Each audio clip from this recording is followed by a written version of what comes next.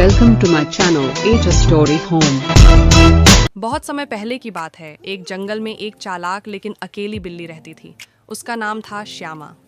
श्यामा को कहानियाँ सुनने का बहुत शौक था और उसने एक बार सुना था कि कहीं बहुत गहरा खजाना छुपा हुआ है जो किसी को भी अमीर और खुश कर सकता है।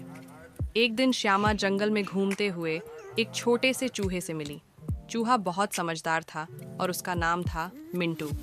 श्यामा ने मिंटू से कहा, मैं एक असली खजाना ढूंढना चाहती हूँ, क्या तुम मेरी मदद कर सकते हो?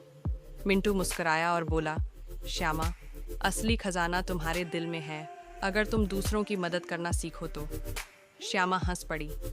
खजाना दिल में? ये कैसी बेवकूफ़ी की बात है, मैं सोने चांदी या हीरों की बात कर रही हूँ।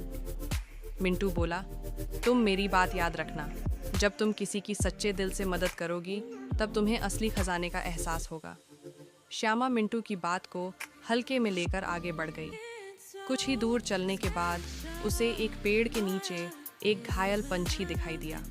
उसका पंख टूट गया था और वह उड़ नहीं पा रहा था।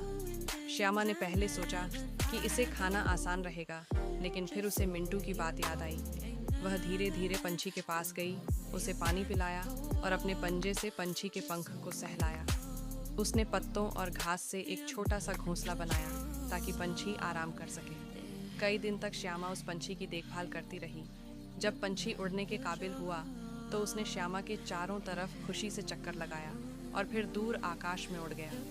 उस पल श्यामा के दिल में एक अलग सी खुशी थी। ऐसा लग रहा था जैसे उसके अंदर रोशनी भर गई हो। उसे कभी इतना अच्छा महसूस नहीं हुआ था। उसे समझ आ गया, असली खजाना सोना चांदी नहीं, बल्कि वो खुशी है जो हम किसी की मदद करके महसूस करते हैं। उस दिन के बाद श्यामा जंगल के सभी जानवरों की मदद करने लगी और धीरे धीरे वह सबकी प्यारी बन गई। अब जब भी कोई खजाने की बात करता, श्यामा मुस्कुराकर कहती, असली खजाना तो हमारे दिल में है।